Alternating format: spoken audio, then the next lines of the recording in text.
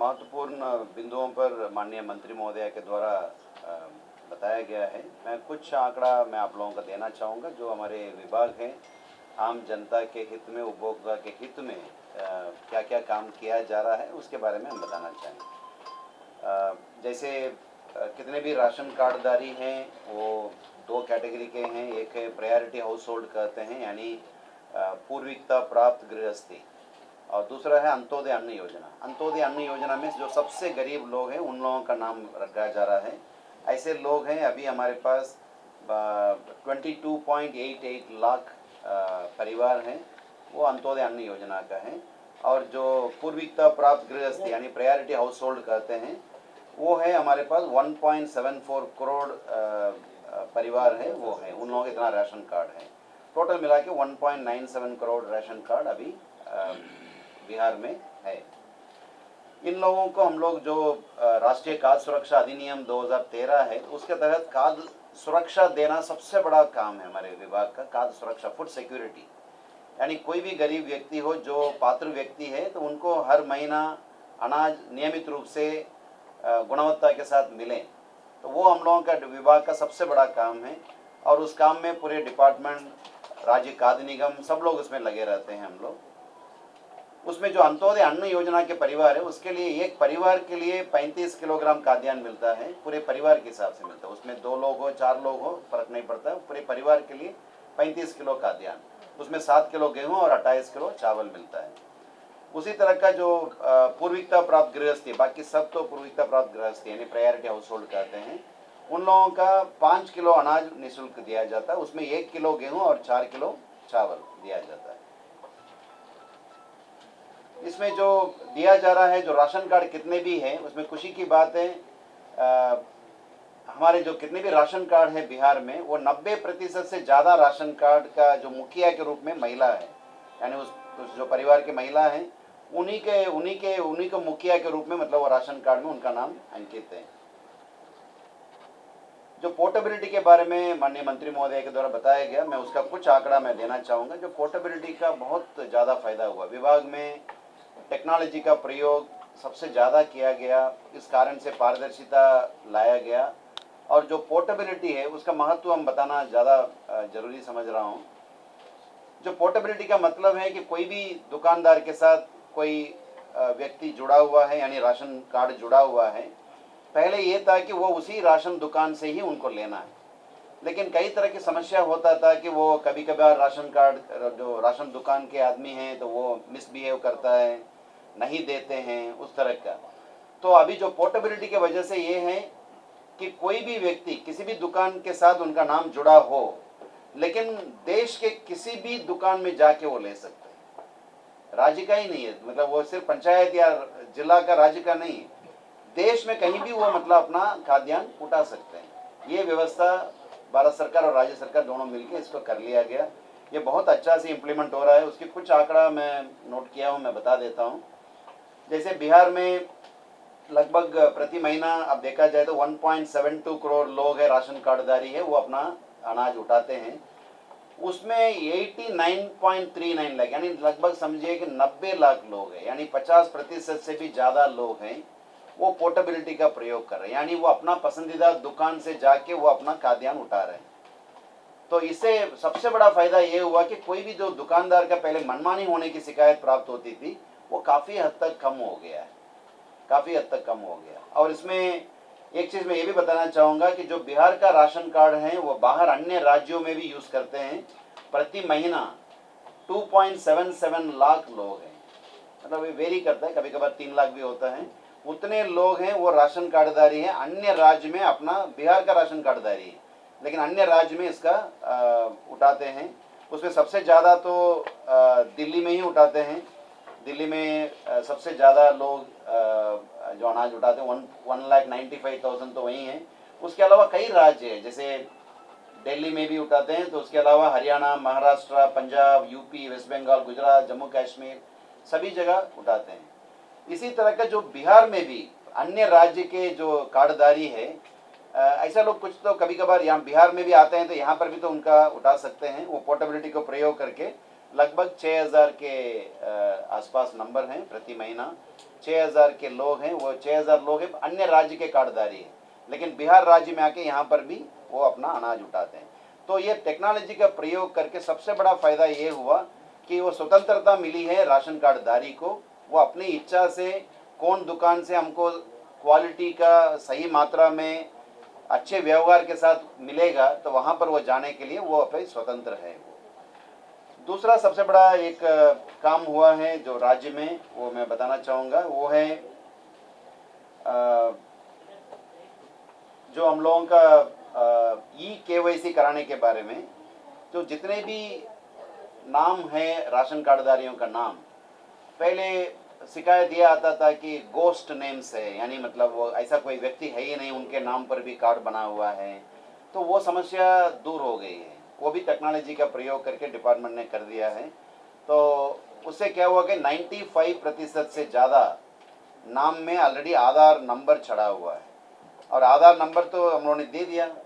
उसके अलावा हम लोगों ने अभी ई-KYC का भी काम कराया जा रहा है। ई-KYC का मतलब है कि जो बायोमेट्रिक ऑथेंटिकेशन, जो बायोमेट्रिकली मतलब वो ये देते हैं, जैसे इनका नाम उपेंद्र कुमार है, तो ये जाके उपेंद्र कुमार करके मतलब वो अपना अंगूठा देंगे, तभी मतलब इनका ई-KYC होगा। वो काम हम लोग अभी बड़े पैमाने पर कर रहे हैं। ई-KYC में ऑलरेडी 61% लोगों का, कितने भी लोग हैं, प्रत्येक व्यक्ति का, जैसे 8.35 करोड़ जो कार्डधारी हैं, उन सभी लोगों का हम लोग बना रहे हैं। उसमें 5 करोड़ से ज़्यादा यानी 61% लोगों का ऑलरेडी ई-KYC हो गया। बाकी लोगों का भी हो रहा है। कुछ लोग जैसे बाहर काम कर रहे हैं, हमारे बिहार के लोग हैं, बाहर काम के लिए बाहर जाते हैं, ऐसे लोगों के लिए हम लोग इंतज़ार करेंगे, क्योंकि वो जो त्यौहार के टाइम में आते हैं तो उस समय में उन लोगों का हम लोग कराएंगे। तो ये ई-KYC कराने के क्रम में हम लोगों का लगभग 40 लाख लोगों का नाम हम लोगों का हटाए हैं।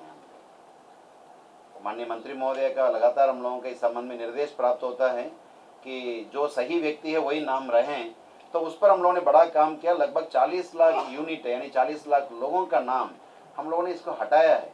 और जो कोरोना के टाइम से लगातार राशन कार्ड का, नया राशन कार्ड बनाने का काम हो रहा है, उसमें भी लगभग 55 लाख लोगों का नाम जोड़ा भी गया है। यानी सही व्यक्ति छूटा हुआ है तो उनका नाम जोड़ा जा रहा है, गलत आदमी का नाम है तो उनका हटाने का काम लगातार हम लोग इसको कर रहे हैं।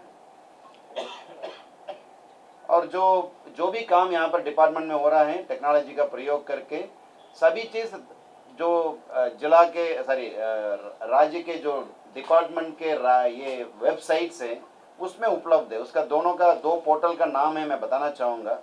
एक है epos.bihar.gov.in, epos.bihar.gov.in। तो ये वाला एक पोर्टल है। इस पोर्टल में हम कई तरह का चीज़ें कोई भी व्यक्ति देख सकते हैं। ओपन पोर्टल में हम लोग छोड़े हुए हैं। जैसे उसमें राशन कार्ड के तहत कितने राशन कार्ड का राशन कब कब मिला है, वो डिटेल्स कोई भी व्यक्ति देख सकते हैं। यहाँ बैठे बैठे हम सीतामढ़ी में किसी भी पंचायत में कहाँ पर लोग क्या उठाए नहीं उठाए हैं वो हम देख सकते, कोई भी व्यक्ति देख सकते हैं। और हर एक दुकान के पास कितना स्टॉक है, अनाज कितना रखा हुआ है आज के डेट में, वो देख सकते हैं। और प्रत्येक जो डीलर हैं कितना वितरण कर रहे हैं उसको भी देख सकते हैं। और पोर्टेबिलिटी की जानकारी भी इसमें देख सकते हैं। इसी तरह का और एक पोर्टल है scm.bihar.gov.in, scm.bihar.gov.in। इस पोर्टल में प्रत्येक डीलर को कितना अलॉटमेंट दिया जा रहा है उसकी जानकारी दिया जाता है। और जो प्रत्येक डीलर को जो डिस्पैच का स्टेटस है, कब गया अनाज, कब पहुंचाया गया उनको, उसकी जानकारी है। और प्रत्येक डीलर कितना अनाज कब उठाया है वो है। मिड डे मील जो स्कूल्स को हम लोग देते हैं उसकी भी जानकारी रहता है। तो ये सारी जानकारी ओपन पोर्टल में हम लोग अभी दिए हुए हैं ताकि पूरी पारदर्शिता रहें। मैं और कुछ बिंदु बताना चाहूँगा क्विकली। जो ई-KYC कराने की बात है, ई-KYC के लिए व्यक्ति किसी भी राशन दुकान में जाके कर सकते हैं। अब ये पूरे ऐसा कोई व्यक्ति है दिल्ली में काम कर रहा है या महाराष्ट्र में काम कर रहा है, उनको यहाँ आने की ज़रूरत नहीं है। उसी राज्य के किसी भी वो राशन दुकान में जाके वो कर सकते हैं। ये मात्र 3 राज्य ऐसा है, उसको छोड़कर ये व्यवस्था भारत सरकार की मदद से हम लोगों ने करा दिया। ये है हिमाचल प्रदेश, पुदुचेरी और तमिलनाडु। पुदुचेरी मतलब पांडिचेरी है, और तमिलनाडु। ये 3 राज्यों में अभी तक नहीं हो पाया है, भारत सरकार के स्तर से प्रयास जारी है। उसके अलावा हमारे जो बिहार के कोई भी व्यक्ति अन्य राज्य में हैं, उनको यहाँ लौटने की जरूरत नहीं, बल्कि वहाँ पर बैठे बैठे वो अपना KYC का काम भी वो करा सकते हैं। जो राशन दुकान में कितने भी बांटा जा रहा है उसकी मॉनिटरिंग करने के लिए एक सिस्टमैटिक व्यवस्था है राज्य में, विभाग में। जैसे सबसे पहला तो अनुमंडल स्तर पर SDO के जो नेतृत्व में अनुमंडल स्तरीय अनुश्रवण समिति है, वो प्रत्येक महीना मीटिंग करके कोई शिकायत है तो उस शिकायत को जांच करके कार्रवाई करनी है। इसके अलावा जिला स्तर पर भी प्रभारी मंत्री की अध्यक्षता में एक सतर्कता समिति है। उसी तरह प्रखंड स्तर और पंचायत स्तर पर भी सतर्कता समिति गठित है, उसकी मीटिंग्स किया जा रहा है, उस पर कंप्लायंस को सीरियसली देखा जा रहा है। ये राशन कार्ड और जो राशन वितरण से संबंधित है। और मैं शॉर्ट में थोड़ा अधिप्राप्ति के बारे में बताना चाहूँगा। जैसे माननीय मंत्री महोदय के द्वारा आप लोगों का कहा गया, अधिप्राप्ति के लिए राज्य सरकार का प्राथमिकता है और अधिप्राप्ति में राज्य सरकार का निर्णय है कि धान, गेहूँ, उसके अलावे हम दलहन और मक्का का भी अधिप्राप्ति करने के लिए हम तैयार हैं। पिछले साल हम लोगों ने मक्का के लिए तैयार किए थे, उसके 2-3 साल से हम लोग अधिप्राप्ति के लिए तैयारी रखे हैं। लेकिन दलहन और मक्का में थोड़ा न्यूनतम जो समर्थन मूल्य है उससे ज़्यादा मार्केट प्राइस रह रहा है, इस कारण से वास्तव में नहीं हो पाए। बट अदरवाइज सरकार के स्तर से ये व्यवस्था ऑलरेडी है और धान अधिप्राप्ति लगातार किया जा रहा है। सबसे अधिक 45 लाख मीट्रिक टन 2 साल पहले किया गया, गत साल 42 लाख मीट्रिक टन का धान का किया गया और इस साल 30,80,000 मीट्रिक टन का धान का अधिप्राप्ति हुआ है। उसके अगेंस्ट में जो हमें CMR प्राप्त करना है, लगभग 98% CMR प्राप्त हो गया है।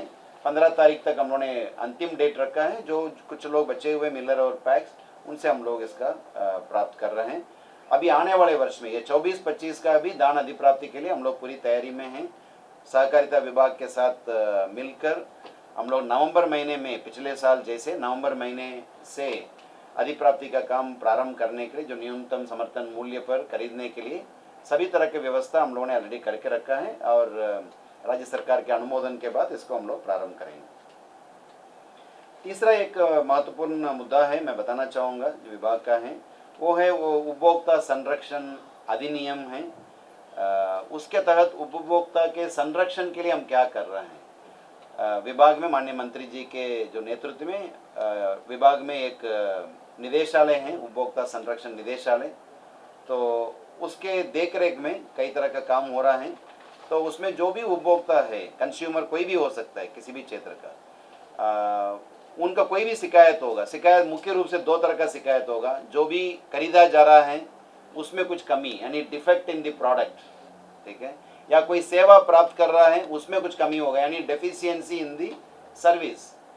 मुख्य रूप से ये 2 चीज़ के लिए कोई भी क्षेत्र में हो, या गाड़ी की मामला हो या कोई साबुन ही खरीद रहा है हो या कोई भी चीज़ खरीद रहा है उसमें कुछ उनका कमी है, उसके खिलाफ में वो कंज्यूमर के रूप में वो प्रोटेक्शन के लिए, मतलब वो संरक्षण के लिए व्यवस्था है। ये व्यवस्था यही है, हर एक जिले में जो कंज्यूमर डिस्प्यूट रेजोल्यूशन फोरम है तो वो बना हुआ है, यानी जो उपभोक्ता विवाद प्रतितोष आयोग है हर जिले में है। उसी तरह का राज्य आयोग भी राज्य स्तर पर है। राज्य में उसका जो अध्यक्षता है वो माननीय उच्च न्यायालय पटना से सेवानिवृत्त न्यायाधीश जी हैं और उसी तरह का जो जिला में कमेटी गठित है, जिला में जो फोरम है, आयोग है, वो जिला का आयोग है, वो जिला स्तर के डिस्ट्रिक्ट जज से रिटायर्ड न्यायाधीश है, तो उनके अध्यक्षता में वहाँ पर है। ये मतलब अभी तक का हम लोगों का राज्य आयोग से लगभग 17,980 मामलों का निष्पादन हुआ है और जिला आयोग में 1,15,000 से ज़्यादा मामलों का निष्पादन हुआ। तो इसमें नियम यही है कि इसके अलावा जो राष्ट्रीय स्तर पर भी एक डिस्प्यूट रेजोल्यूशन फोरम है, वो राष्ट्रीय स्तर पर दिल्ली में है, उसमें भी लोग जा सकते हैं। लेकिन मुख्य रूप से जो 50 लाख रुपया तक का मामला होगा वो जिला स्तर पर होता है और 50 लाख से 2 करोड़ के बीच में होगा वो राज्य स्तर पर है और 2 करोड़ से ऊपर की कोई मामला है तो वो राष्ट्रीय स्तर पर ये मामला जा सकता है। इसमें सबसे इंटरेस्टिंग बात यही है कि अभी हाल में जो पटना जिला का एक आयोग है, पटना जिला का आयोग ने एक आदेश पारित किया तो उसमें एक व्यक्ति ने गया है वो आयोग के पास ये कहते हुए कि मतलब जो किसी एक कोचिंग इंस्टीट्यूट के बारे में उन्होंने मिसलीडिंग एडवर्टाइजमेंट दिया है। एडवर्टाइजमेंट ये दे दिया कितने भी लोग यहाँ पढ़ेंगे और सबको नौकरी मिलेगा टाइप्स का, ठीक है। तो वो नौकरी नहीं मिला तो उसमें केस किया है और बड़ा पेनाल्टी वगैरह हुआ और कार्रवाई हो रही है उनके ऊपर, ठीक है। तो यानी कोई भी क्षेत्र का जो उपभोक्ता हो तो उनका समस्या है तो उसका संरक्षण के लिए भी हमारे डिपार्टमेंट काम कर रहा है। यही है मुख्य रूप से जैसे माननीय मंत्री महोदया ने भी कहा और हम भी कहे हैं, मतलब खाद्य एवं उपभोक्ता संरक्षण विभाग से संबंधित कितने भी काम कर रहे हैं तो इसके बारे में एक संक्षिप्त में विवरणी है।